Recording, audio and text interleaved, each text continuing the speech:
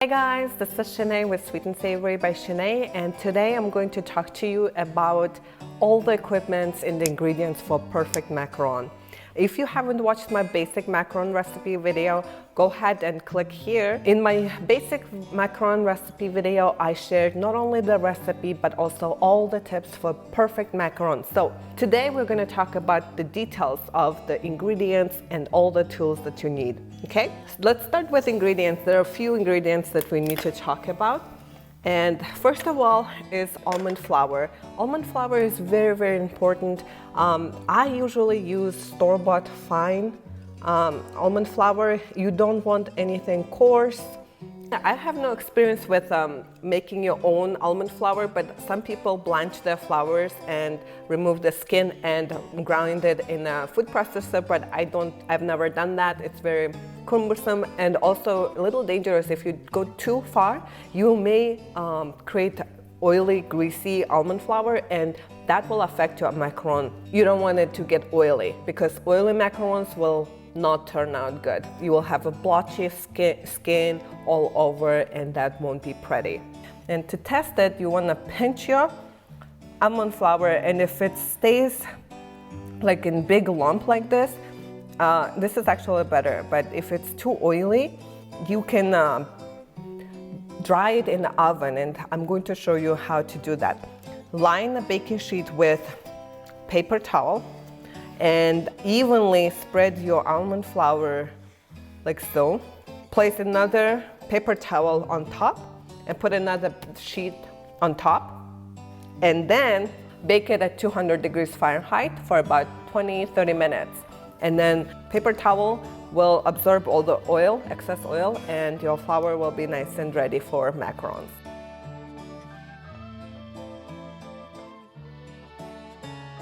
The next thing is sugar. This sugar is for meringue, and I use granulated sugar, but my sugar is pretty fine. And if your sugar is like chunky, a little bit coarse, you might want to go for caster sugar. Caster sugar is also known as a baker's sugar. It's very, very fine. My sugar just said granulated sugar, but it's fine enough. If you have too coarse sugar, your meringue will not be as good or stable.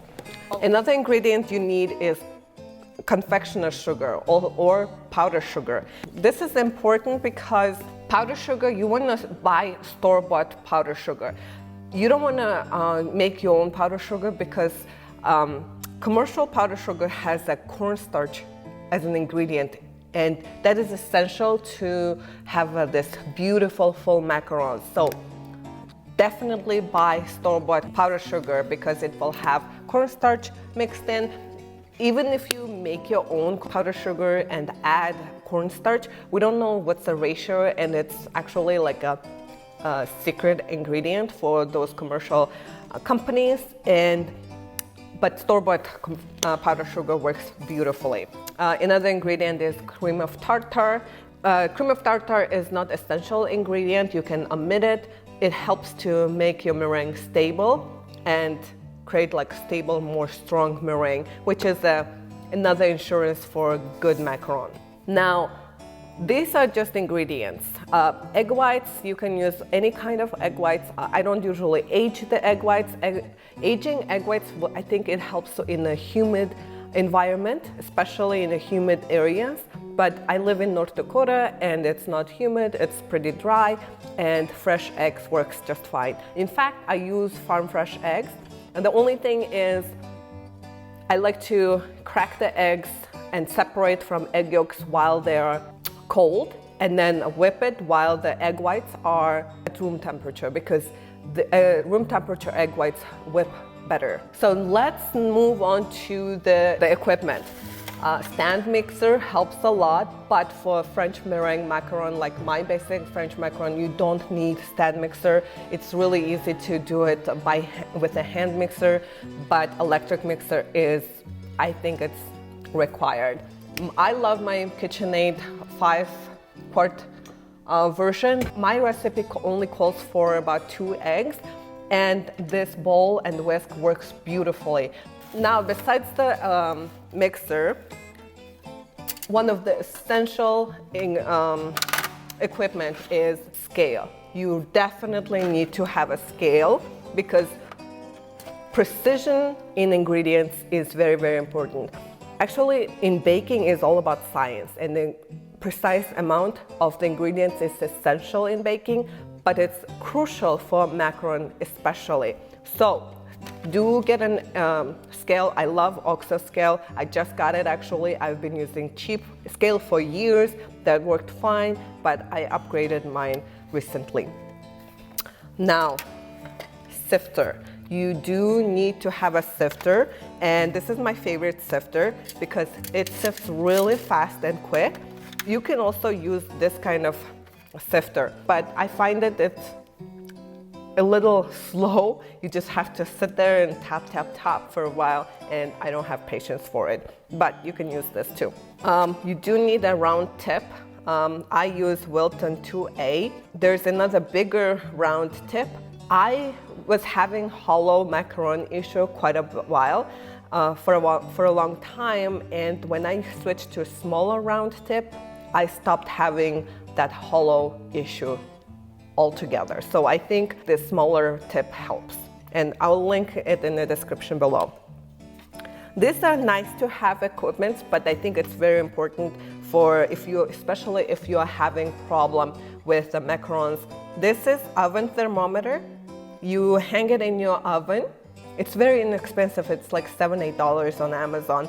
Most of the ovens, doesn't matter if it's cheap or commercial high-end ovens, they all may range from 50 degrees up and down.